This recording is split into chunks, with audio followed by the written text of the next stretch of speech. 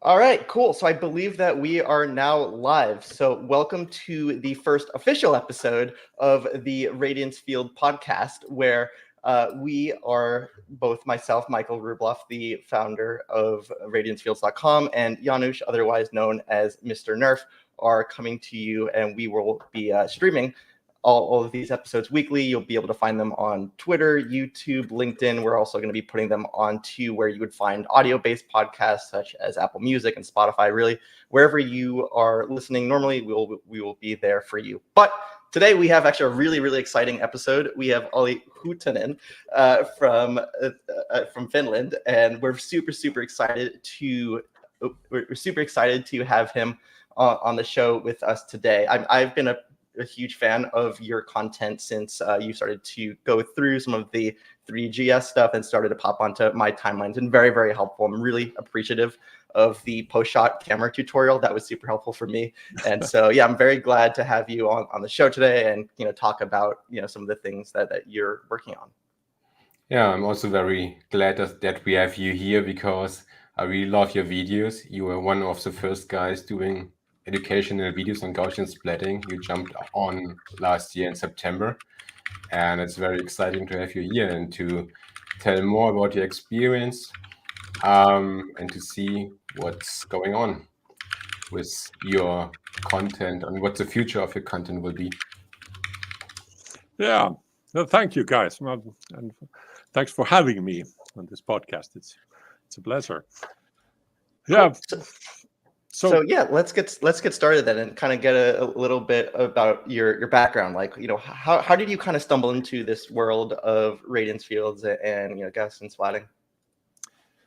Yeah, well, I am Olli Huttunen, and I am from Finland, and I am working as an entrepreneur right now, and I have my one-man company called Toppinappi, and I mostly do this new media thing like video editing and motion graphics, but also something around 3D designing and 3D modeling. And before this, I used to work for quite a long time in a museum field. I worked for past 15 years in a museum as a technical designer and as a master of audiovisual.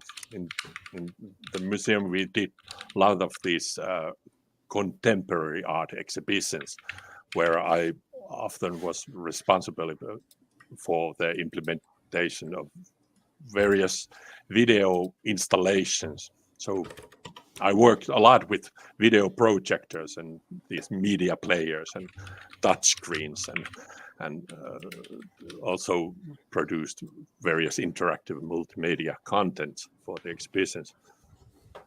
And before the museum career, I was also entrepreneur, and I had my own first business back then, and those 3D skills and my things that I had dates back to those days, and I have in fact worked quite a lot with these 3D things back in those days, but now this is my second time to be an entrepreneur, and during this couple of years I have again learned these 3D skills and learned these new programs like Blender and Unreal Engine, and particularly I have now been interested in the possibilities of 3D scanning. Yeah, that's incredible. Yeah. So and during this, yes, I have been researching also these latest technologies, and I started with the photogrammetry stuff, and then these NERF methods came out, and I made experience on those, and then after that Gaussian splatting technique was released, and it's have been very interesting new way to produce 3D models and 3D environments. do you remember when you like first saw a radiance field, like whether it was like a nerf or a splat, and like kind of like what that thought of like, oh my god, this is actually like a lifelike interpretation of the world? You know, did you have like a moment like that? Yeah, I think it was 1 year and a half ago when the Luma AI service was firstly released. That through their services there was possibility to create nerf models, and I immediately started to look around what can we do about these, and then especially it was very interesting to notice that it could produce these 3D models from images that were created through 360-degree cameras, and I made several of these kind of experiments through that, and I started to make my own 360 scans around that area, and it was very nice to make these things, that it was immediately so interesting that I saw the opportunity that I need to make some videos, YouTube videos about this thing, because it's so new, and I think that there are a lot of people that have these 360 cameras, and this gives the totally new opportunity to use it, and a new purpose to use the 360 camera, and in this video I make these tests around different objects and uploaded them to the Luma service, and watch out what kind of models it could produce out from that. Right, and I believe Luma as well, it's like a one-click thing, right? Where if you have like the equirectangular, you can just kind of like hit that little box and kind of drag and drop, and yeah.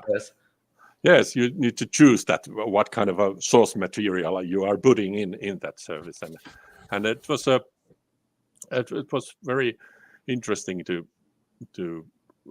get the results back, and you could really think that it is quite hard a technical process that because the 360 image is very distorted, and you have this dual lens imagery, which is this equirectangular image.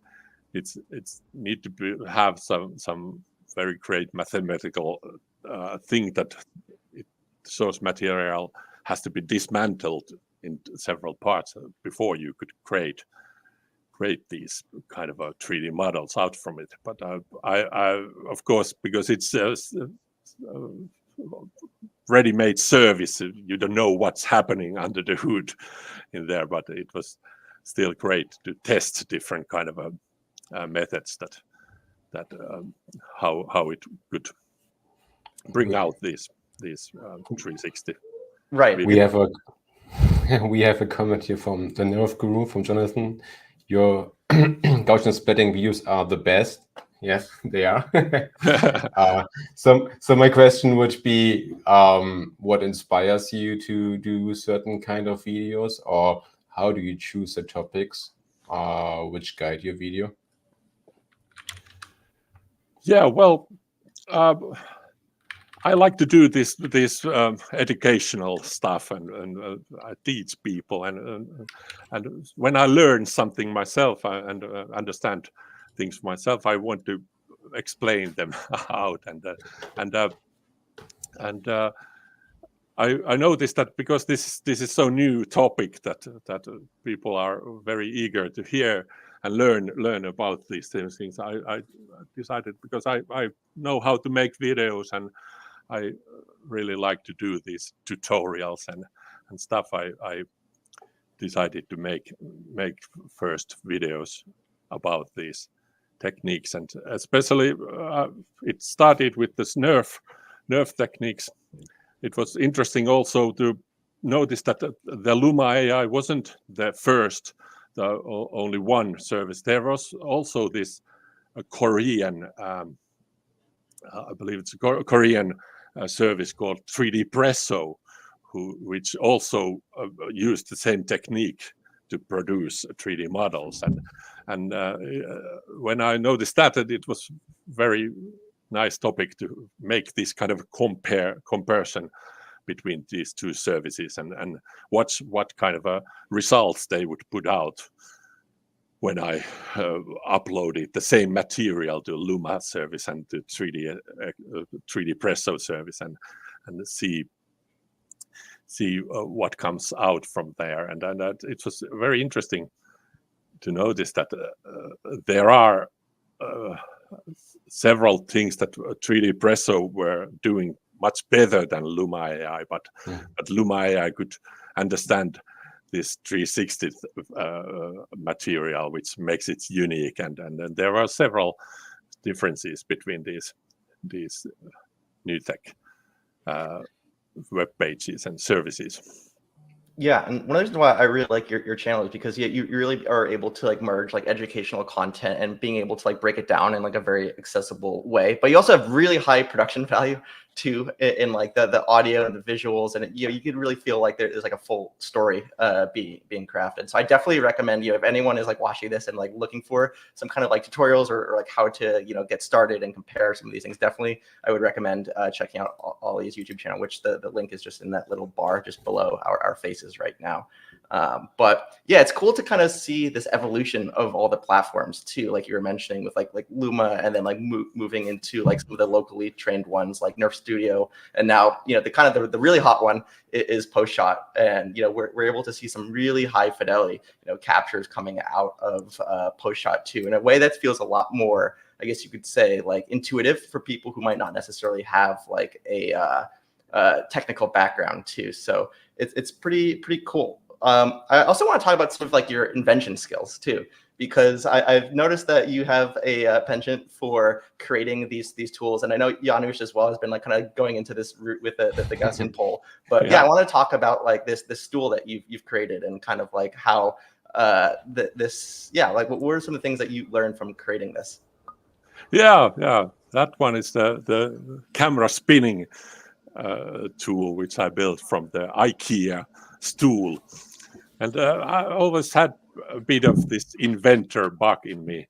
I like to build physical objects and make tools to support these new things and photogrammetry supporting tools.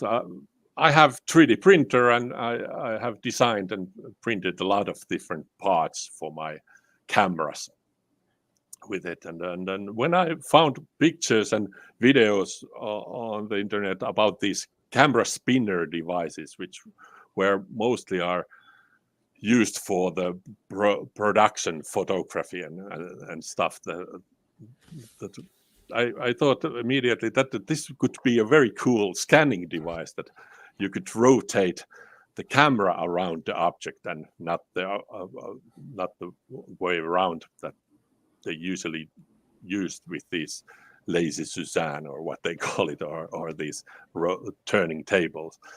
And when I saw those pictures and videos about those, the structure of those things were kind of a simple, that I immediately thought that I could probably build this kind of a device myself.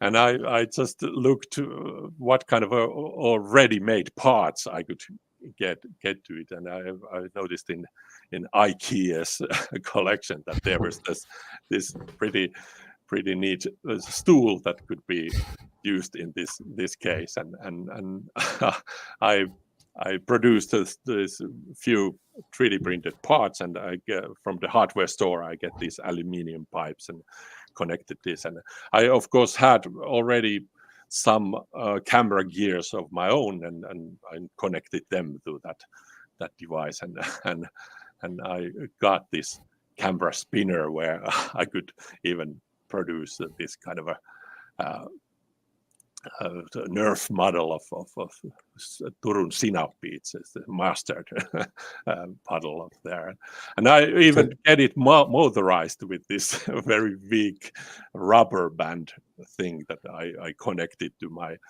Makita screwdriver, and it be rotated through this little thing. Of course, it runs very fast that you couldn't scan anything with this fast, but it's very funny that it could be run. And I have several thoughts to revisit this project and do perhaps some new kind of an arm where I could attach multiple cameras, but that's in the future. I haven't actually had so much time to test further this project, but it was very fun to make. This is the coolest device I've ever seen. It's really creative. And are you using it still in production for your clients, or is it just a side project? It is kind of a side project, of course, but I really like to test if I get this idea. I like to test it, how it would work, and I am actually pretty proud of it that it works so finely, even though there is no these gears inside it. It's just a very simple system in there. And the video which I produced from that got also quite famous in the YouTube, and a lot of people are asking how to do with this. But everything is shown in the video how it's done, and also those 3D printed parts I shared free in the Thingiverse platform, and that everybody who has the 3D printer could use my parts and print their own. And actually, it's have been pretty interesting to notice in the YouTube that some guys have made their own version of that. I believe in Italy, one guy built the same system with that exact same tool, and he even made extra arms around there where he could attach more lights and stuff. And it is very nice that this project lives on its own. Super cool. I think you had also another Gaussian splatting video which went viral. It had more like 2,000 views, 200,000 views, I guess. And my question is basically, if you have such a viral video, did it change something for you, how you create content, or does it impact you in your professional life? Yeah, definitely. It was a bit of like a coincidence. As I managed to find this Gaussian splatting topic at the very early stage, and managed to calculate my first own models with it very soon after the Indria has published their Gaussian splatting research papers in that CGRAPH 2023. And I managed to be one of the first who posted a video on YouTube about this new 3D technology.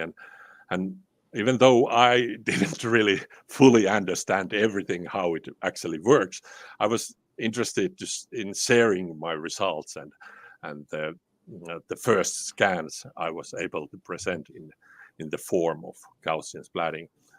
I think it was especially important that I had to show some of my own models that I made myself and trained my own computer.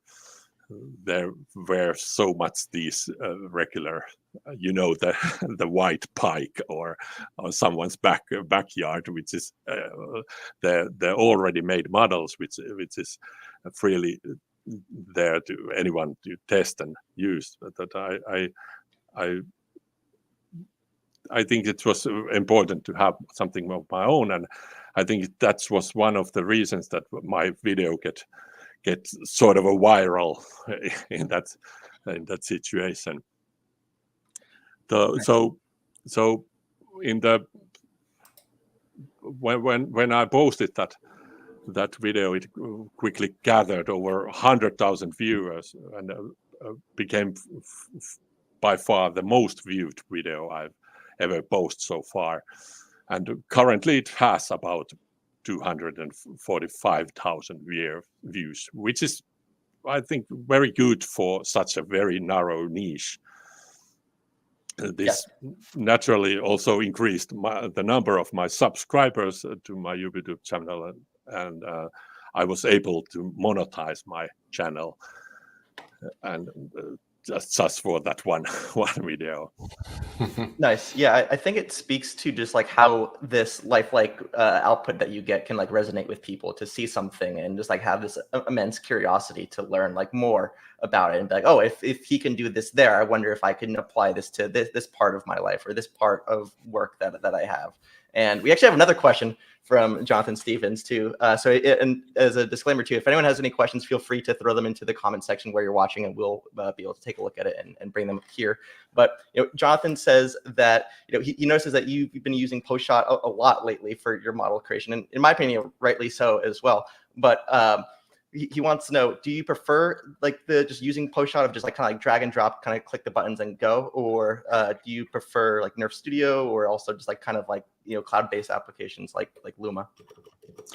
Yeah, well, the both side has been the weapon of my choice, that because it's so easy to use and it has this clear interface, and so I actually haven't had the lucky to install the Nerf Studio yet. I must say that it is so complicated to install that thing that I haven't had the opportunity to play with that so much, but I've been following its development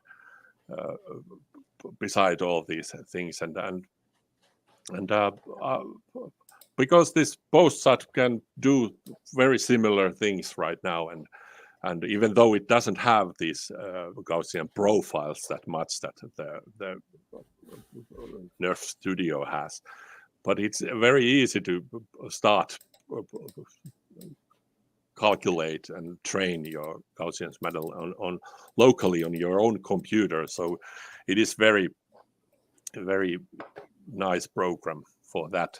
And I often go with the default settings in there, and I of course started to learn what each of those parameters may mean over there. But the developer from the Josette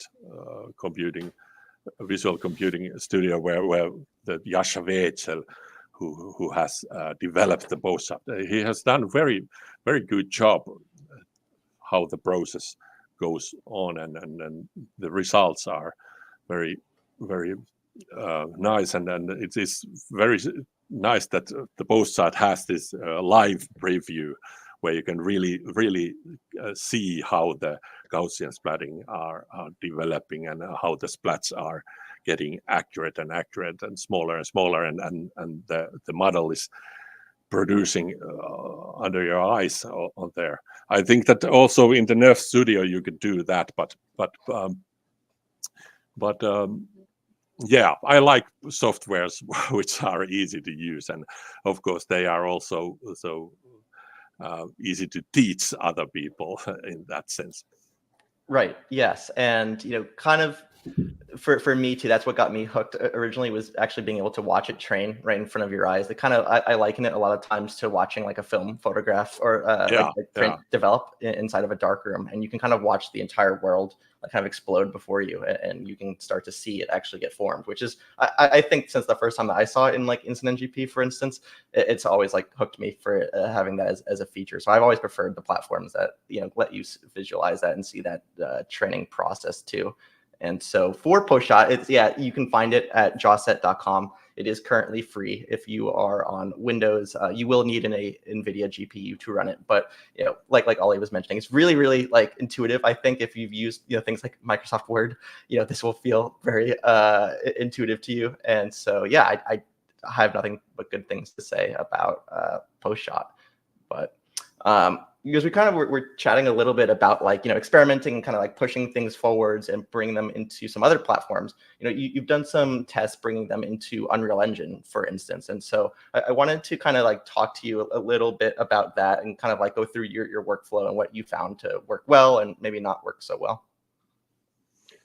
Yeah, it was really nice that when this technique came out, that there was these few individual and brave coders who started immediately to develop these plugins for game engines, and I believe that the Unity game engine had the first Gaussian splatting add-on.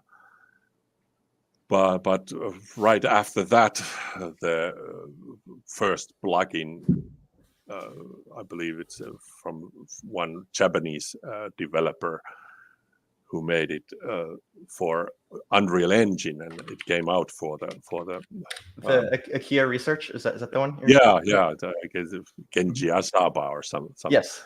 The individual behind that, but it was made for it utilized the Niagara particle system inside the Unreal Engine, and it was a quite clever way to implement those splats inside the Unreal. And I invested that plugin right away, but in the development it felt quite heavy after all, and it wasn't that easy to use.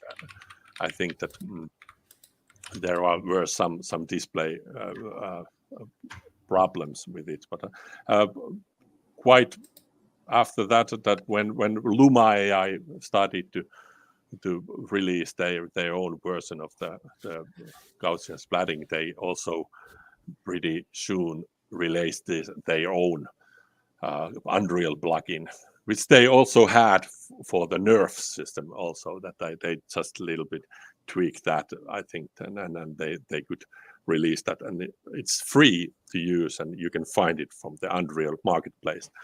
And in this demo, which I did from my parking garage where my car is, that I made a small scan of there. I wanted to test how could I combine these environments made from Gaussian splatting and use some regular polygon elements like these 2D planes as a floor, because Gaussian splatting is not that accurate when you go to the details with that.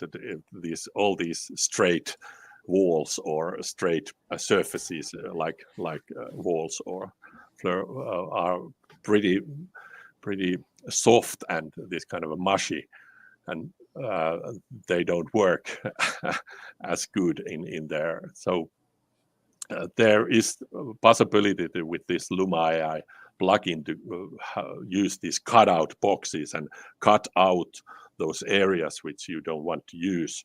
And I replaced the floor with the 2D planes and have a little color correction over there. And also the Luma AI's plugin works with the lighting which lights which you are using inside the Unreal Engine.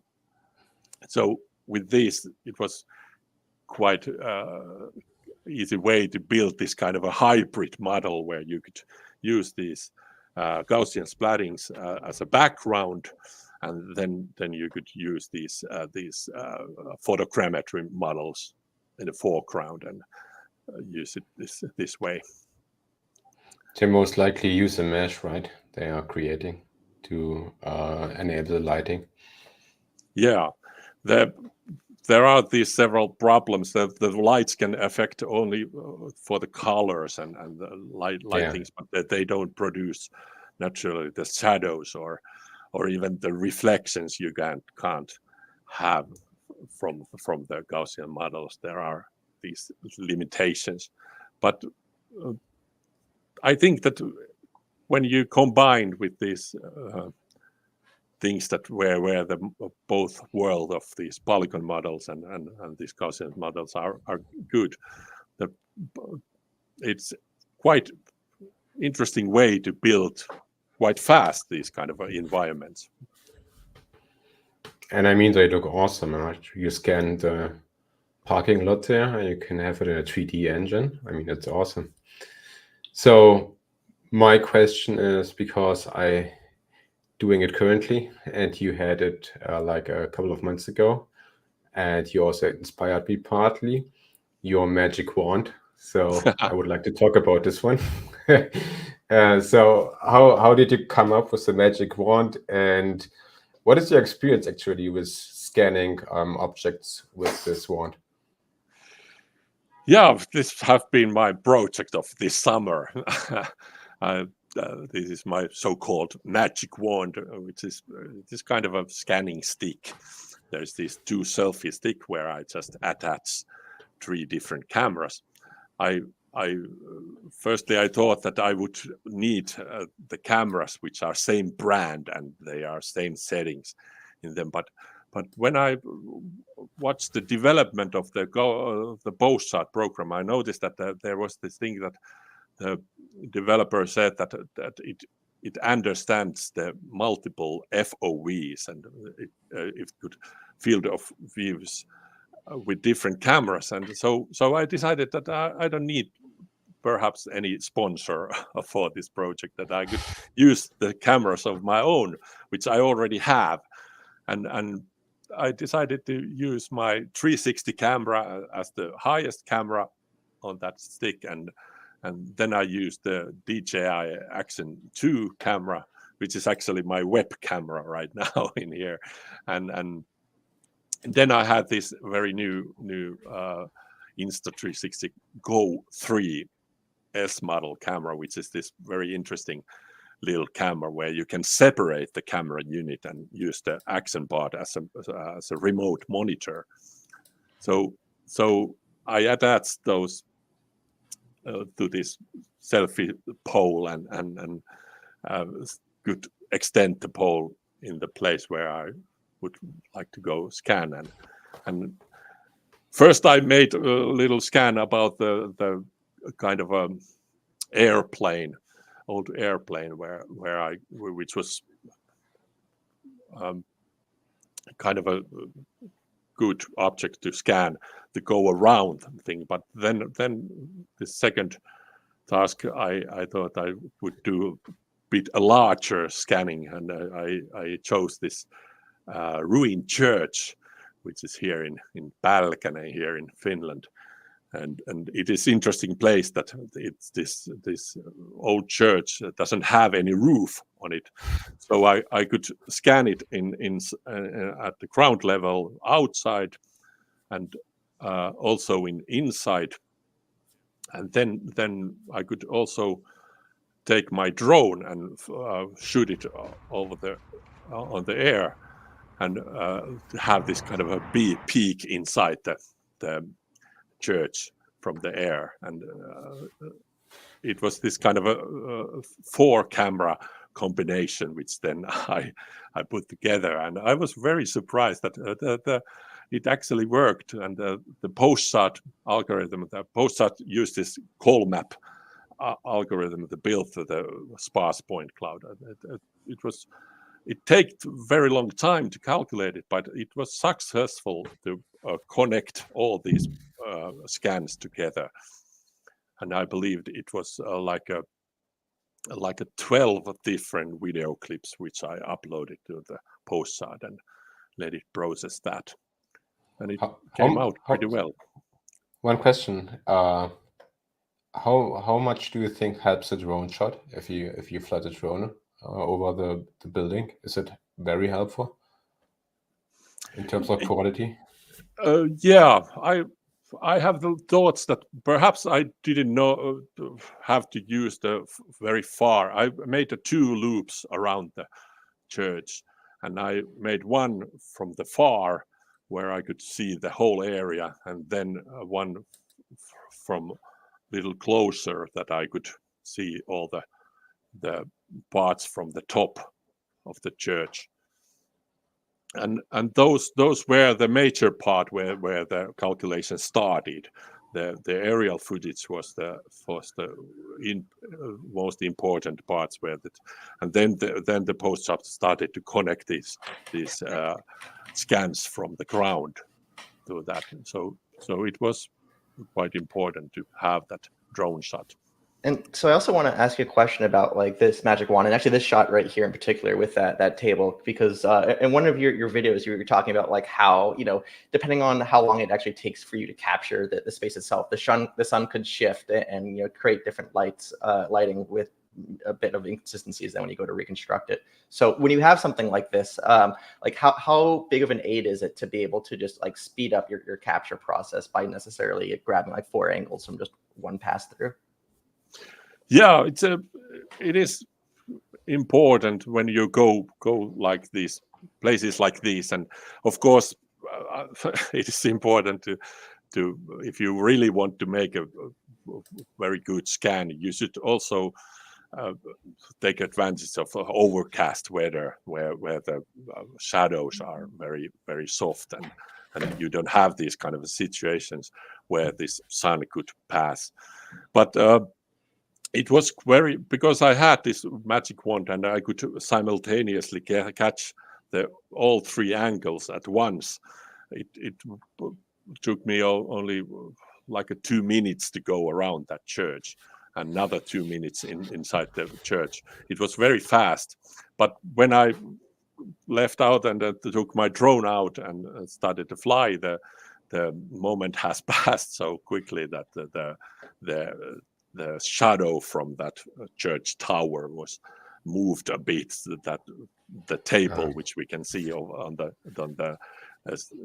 video, that was under the shadow over there, and it of course affected a little bit for the, especially if you know how to watch it. But it's interesting that you could have these kind of layers inside the Gaussian splatting when you are looking at in the high angle from the pictures where the drone shot was made. It shows the shadow as it was at the moment, but when you go inside, the shadow kind of fade away and you can see it in a different lighting situation. So it has these 2-time dimensions baked inside that one model. So it's kind of an interesting option also. But of course, these kind of changes affect a lot, and it's good to have these kind of fast devices where you can very quickly scan around, because there were these other incidents also. Another tourist came around there, and there was one car in the side of the road of the church accidentally, and these kind of changes could happen also. One thing also in that parking garage, when I scanning it with only with the 360 camera, I had to do all the rounds 3 times, and it takes several minutes to do it. So there could be different changes. There was one car came inside during the scanning, and I needed to start again. There were interruptions. Yes, That's super interesting. Just one remark, because I also noticed I did some scanning today with the pole, and you mentioned it, and it makes a difference. You have like a short time window where you can scan, because the light conditions might change drastically. Like, let's say you have the sun shining and then it goes away and the scenery looks very different. And now with this device, you can speed the scanning up. But the complication is here when you have also the drone. So you have basically someone who has to scan this ground, and then you should have another guy who starts already scanning the sky with the drone, just to make sure that the light conditions don't change. So you have to be fast. Yeah, very fast. And I thought that the next thing would be that because these drones have very good tracking system in them, that you could point that you could follow some person in the screen. If the drone could have 2 cameras, you could the main camera you could point to the scanner person, and it will do the aerial scanning simultaneously when you are scanning in the ground. That could be possible. That's a solution. You have to bind the pole or the magic wand to a drone and just scan the whole area at once. There is that the new DJI drone, the Neo, the really small one, which perhaps could like fill that function. Yeah. We actually had 2 more questions from Jonathan. And so the first one is he wants to know did you cube map the 360 video then when you were taking it? On this church, I do it manually. I uploaded the footage to the 360 studio program, and I just turned the view so that I could crop those areas which I needed, as basically the same as the other cameras were pointed. I just choose the same directions over there. But of course, because it is a 360 camera, I noticed that because the way I scanned it, I missed some corners, and the middle path, the middle between these church rows. So it was very good that I had that 360 camera, because I afterwards could add these additional footages from there, and I could turn the view to the same, to point to those areas which were missed in the first scan. So obviously all these different camera systems have their own like benefit and intentions. And so one of the things I'm curious of, for people who are looking to either just get started with 3D scanning, or they're looking at this and saying, okay, I can probably get like one of these devices, like is there one in particular, like if you could only use one that you would say that this is like the most beneficial to your reconstruction work? Yeah, if somebody is interested in this, I recommend to start with your phone. I really recommend to test these different apps, and of course the Luma AI has its own app for the smart devices, and also the Polycam is another way to produce this. But also this Scaniverse app is very good. And it has this kind of a live preview where you can see immediately on your phone screen that there's these how these splats are gathering around, and then same kind of a live preview which we can see in the post-SAT can be seen in the Scaniverse app. And I really like that software also. It's so fast that because the smartphones are with us every day, everywhere we go, that it is possible to have this kind of a production, the 3D production applications inside the phones. And when you see interesting object, you can record them as a 3D with you. And so it is the good way to start these things. But after all, I always like these very small cameras and these action cameras and these things that the consumers can get pretty easily and invest them, and all these my devices are actually designed around these small gadgets, small cameras, and they are very useful for these things, and especially this magic wand which I built. I was very surprised that it really, you can really have different kind of camera systems in there that you could really use some and make these successful models out from them. So I'm sorry. Do you have a follow-up question, Michael? Or? My question was going to be, if you are a new user, then like what are some principles then that say, if you have your phone, like what are some good practices for your like first couple of captures? Yeah, I think that the most simplest thing is to do this kind of object-centric scanning, that where you just go around some object with 3 different heights, and even those apps have very good video tutorials inside them. If you open the Polycam app, or even the Luma AI has this kind of an interactive implementation in there, where you have this kind of path which you can go around with your phone, and this kind of a XR thing in there, which makes your scanning very easy, that you need to take the pictures from high and mid and low angles.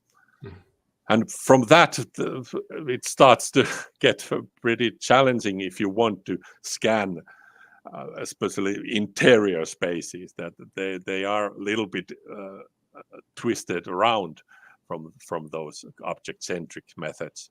That it is totally different ballpark to scan a room successfully. But I've done some videos about it also, and especially we changed a couple of messages with Janus about this thing lately, and I think that the pole which you have built right now, you are figuring out how you do those things. But when you're scanning the room, you basically the basic idea is go along the walls and shoot it first to the interior parts of the room, and then you just kind of flip it around, and then you shoot the wall side of the room. All things comes to the parallax effect. You just have to have enough parallax in your pictures that the foreground and the background must move enough. If you go straight forward, it isn't the best way to capture the parallax effect. You should go sideways and scan the room. In that way, you get the most out of the perspective changes and that. But if the room has space and you have a space to go around things, like if you have the sofa table or a sofa which you could go around, you could do it also with multiple these things, and just go once around with some table and then some corner cabin or something like that, and do it with that, because those rounding things, the parallax effect is the at the most, and the background pixels and the foreground pixels are the most important things that needs to be calculated in that thing. Yeah, I'm Go ahead. sorry. I'm trying to find out what the optimal way is to scan. If you have one pass, right? What is the most optimal way to scan a room and how to approach it? So what pattern you should walk to not miss anything, like no detail, but also to be fast so that you can scan a huge room in, I don't know, let's say 1 or 2 minutes, and have basically everything captured. And I think that's a quite nice challenge to understand how it works, because then you are getting fast and you can scan a lot of rooms. And I find this somehow in research and so on, these techniques are pretty much not discussed. And I believe there might be some wisdom out there, people who do it like every day and know how to do it and know how to approach it and how to be fast, but I don't know it. Yeah.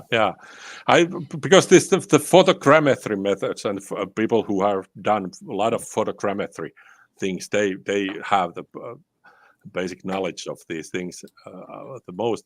And because this Gaussian splatting thing and photogrammetry is very similar, and you can use the same techniques in here, the scanning methods is basically the same.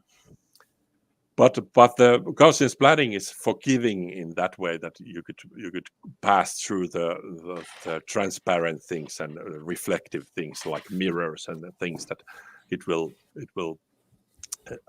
produce the reflections anyway there. But it really depends on every place exactly.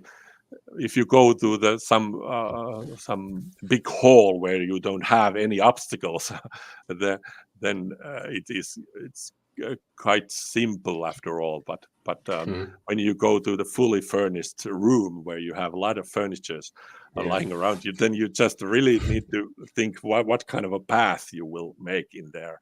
And I was very pleased that for the beginning, when I started with Luma, I also noticed that this needs to be done with the one continuous shot, which ends approximately the same place where you started. But with these new methods in a post shot, it doesn't have to be that way, and these can actually be a separate video clips from each camera, and it really understands the footage where it ends. So you can do it with several different ways, and I think it just need to be made it through the practice, that you need to test it several times, that you will find the most useful way to do these things. Yes. Yeah. Yeah, interior becomes a much harder challenge compared to, people or objects or just general spaces. But my personal belief on it is that as long as you have parallax and shutter speed, you can create very, very sharp interiors. And the way I do it, at least when there's furniture, is that I just use that as a general anchor point to rotate around and then create like concentric spaces around each part of it too. So there are ways to capture these rooms in really, really high fidelity. And it's a lot easier as well when you have like an empty space too without people walking through it. And one of the places that you can like find these are at IKEA. And so, I saw it as well recently. You kind of went through IKEA, you were walking around and created quite a few different variations and different captures with different platforms too. So I wanted to kind of talk a bit about that. Yeah, I have to say that the IKEA is actually a great place if you want to 3D scan something. I don't know if it's legal to do that. There are so many people. That's the issue. Yeah, there are so many people, and people are shooting with their phone anyway. Take a picture of those furniture. So I think it's a good place to, because they have built these exhibition rooms in there, and you can make several scans in there. And I visited our local IKEA here in Tampere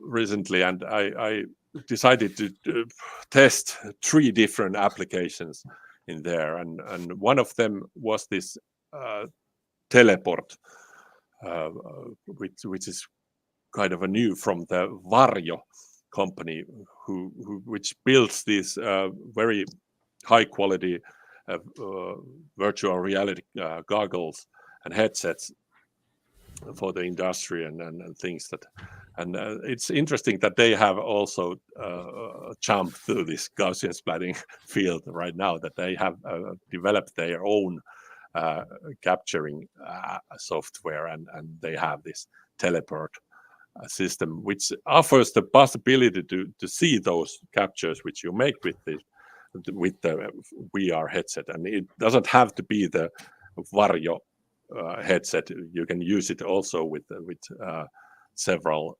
PC VR headsets. But it's a quite new system at a very early development stages. That I don't know where it's going right now. It only works at their server. It's this kind of a very simple software that you capture the footage with your app, and then there are sent it to the various servers to process them, and then you can only open the models inside the web browser on your computer. But it's very interesting to see that they are having this very similar interest on this Gaussian splatting thing right now. But the third program, of course, was this post shot after all, and it was, of course, I just used the video from my iPhone 15, and I have this 15 Pro where I have this wide lens over there, and I could very fast scan those rooms with the vertical mode. With my phone, I used 60 frames per second when you have the highest shutter speed, and all the pictures are very, very accurate. And I just then drop these videos to the post shot, and it could build these very, very creative and very good quality Gaussian splattings from there with this newest MCMC method. with this Monte Carlo Markov chain new thing, and it builds quite clean models after all. There are very few floaters in there, and they are very smooth looking results. I noticed they are very clean, but you should try, like, if you don't have a 260-degree scene, like maybe 180 less or a little bit more, it sometimes tends to fail, because then you get like very big Gaussians and it looks very bad sometimes. And also if you have small objects and it tends to, and you have too many Gaussians, let's say you want to have 1 million Gaussians, but you have a very small Gaussians, it tries to reconstruct it with 1 million Gaussians, and then it starts to look really bad. So this is a drawback. Yeah. So I have so many questions here, and I also get already on Twitter the request from Chris that we should have like a follow-up talking about all this stuff, because the time is running out. But I noticed in your IKEA video that maybe the scan from post-shot is the best, or would you regard it? So what was the best result, or what had the highest visual fidelity? Yeah, of course, the post-shot is the best, and because you can train it locally, and you have so much opportunity to control the different parameters than these services, which you don't know what happens under the hood when you upload them to the service. But there are several things on that the Scaniverse app is actually pretty good with the small objects. I have noticed that if you scan plants or flowers with it, if you have that my Scaniverse video in there, at the end there is this samples of those flowers, which you can really see how all the details and these interesting plant-like details came around with that. And I think that the Scaniverse app is meant for the smaller things. Actually, if you small statues or these kind of small objects which you scan with it comes up pretty nice results, and it also makes this kind of a sky box or sky sphere behind everything. So it has this kind of a depth of field system already built inside that on those scans. Are you scanning every day, or is it like every weekend, or do you have like a schedule where you go scanning? Like I go to today in the morning at 9 a.m. scanning. So something you're doing? Well, not every day, but quite often. I think that I could go to some place, and often they are related for the next topic for my next video. I need to have these kind of a new interesting places or ideas for the scans on where I could show some new interesting things, how you could use these programs. And right now I'm also scanning the same places which I took this Gaussian splatting material. I'm started to scan them also with the LiDAR scanner. In the phone or the iPad Pro, you have these LiDAR scanners in there, and it's also very good to have the decent and these dense point clouds scanned around those. And so I think that I will try to somehow combine these two things, that because nowadays in post-shot you can use the reality capture and make the sparse point cloud building inside the reality capture, and then do only the Gaussian training inside the post-shot with these things. Yeah, there is these flowers right now. So it is interesting to have these kind of a different methods and where you can use these different scans on top of each other and try to make more accurate splats out from them. Yeah, these captures here are like some of my favorite ones. I remember you posted this one with like the fade in that we just saw maybe like 15 seconds ago or so. And I thought it was just like so pretty to watch it, kind of like just like here, for instance, like, fill in kind of like what Luma does with their magic reveal. Yeah. So you've kind of like piloted kind of like an adjacent thing called which you've termed the ghost wall. Is that correct? Yeah. That was one of my inventions also, that I accidentally happened to pause the trading process on that exact moment where this strange flash happens in the post. There's an opacity reset. There's an opacity reset, and it's the moment. Opacity reset happens at every 3K iteration step. The process checks if there are these splats which opacity value is near 0, and if there are, it will remove those splats away. It's kind of this kind of a self-optimizing method which is built inside this process, and it is very interesting looking stage if you manage to pause the process exact that moment. You can really see through all the structures, and they are kind of a X-ray mode in that way. And when I talked about the Jasha Vechel, who is the developer of the post chart, he told me that it is this opacity reset, and it could be achieved with much easier way. So he built up this option inside the post chart where you can have this maximum opacity setting inside there, and he even named that in the documentation, that aka Olli Huttunen's ghost wall effect.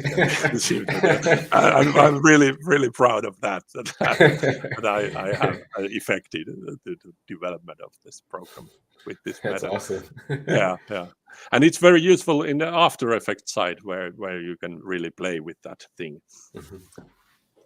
And it worked also with these flowers very pretty nicely, and those revealing things were done inside the After Effects. Nice. Yeah, it's one of my like favorite visual effects too. So I'm glad actually we almost missed talking about it. So I'm glad that we got to bring it up.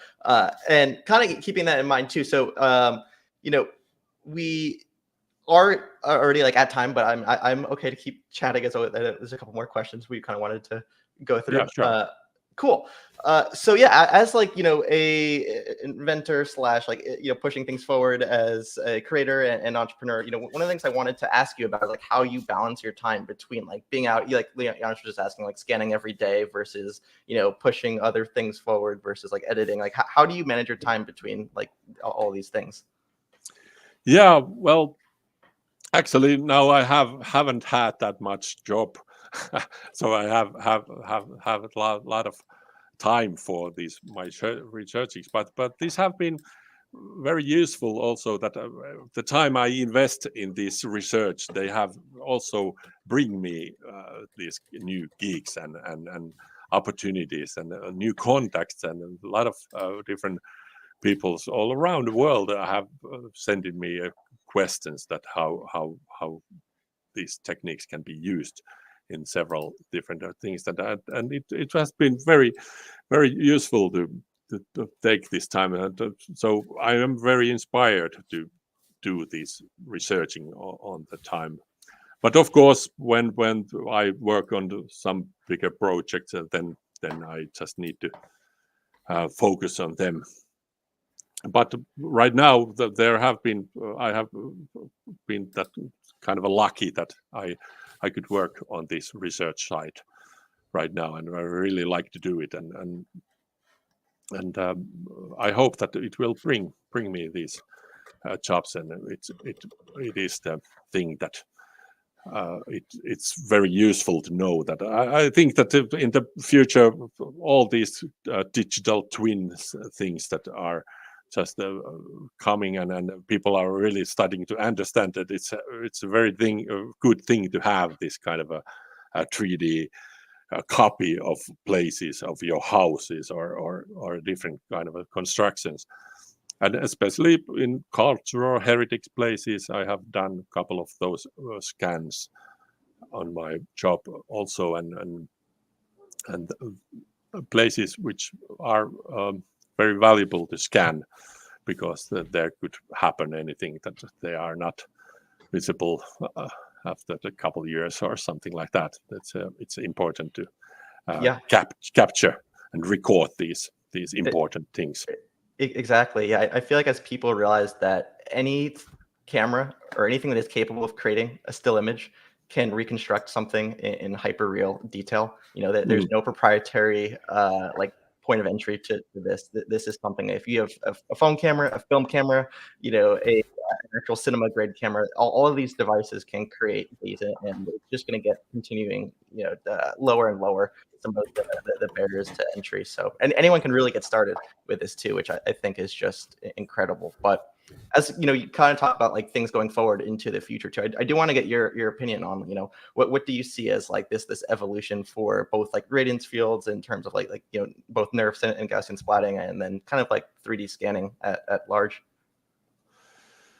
Well, I think that these are just the techniques which are going so fast forward, and we don't know, is it going to be this Gaussian splatting in the next year? So perhaps the second new thing comes around, but there are these bases, and I think that while these computers and also these smart devices get so fast, we could produce very, very fast these kind of 3D scans around, and already they can be used so many ways in like in virtual production, in movies, and you could very fastly scan different kind of a location and take it to the studio and shoot like these takes which you couldn't do in the actual place or something like that. But also we're definitely going to see this in the real estate business pretty soon. I think that this is going to be the next thing from those virtual tour, the 360 images, or this could be the Matterport killer, but also in several like robotic vision and in these self-driving cars or something. There are so many applications in there, and so many research papers right now that people have very, very nice and crazy ideas where you could use that. And this is a very, very nice time to live and just watch what would happen. And this comes for the regular users also much accessible, and you don't have to make this kind of a very hard learning curve to implement these to your regular life things. That I think that it will be very useful to make these environments. After all, you can use them anywhere. I think with Scanning Fast, we will have some interesting guests next week. But before we announce them, I would just like to say thank you, Olli. It was so much fun. I really would like to do a second episode, a follow-up episode, where we talk more about the scanning techniques and also about your videos, because there's so much content out. We didn't even scratch the tip of the iceberg. So we should follow up with another episode, I think. Definitely, I will make another videos pretty soon, and there will be interesting stuff coming up. Very interesting, yeah. And just to shortly announce, we will have next week Jerome and Vincent from the Duster and Master team who published the papers, and I think they will give us some nice insights how fast scanning can possibly be in the future. Great. Yes. Yep. That will be a very, very fun conversation as well. And we'll kind of like shift a little bit back into the research side of things too. But like we were saying, this is kind of like the bleeding edge of research right now. And some of these things that we've been talking about too, I think we're going to get a really cool look at what is coming in the future is being enabled right now. So yeah, no, thank you so much, Olli, for joining us today, and appreciate you sticking around a bit longer. And yes, that would be amazing to have a second follow-up conversation and really start to go through how we can get the most lifelike captures out of the spaces that are around us. Yeah, great. Happy splatting. Yeah. Right. Well, yeah, happy splatting, everyone. And yeah, we will see you next week, returning on Thursday. Yeah, sure.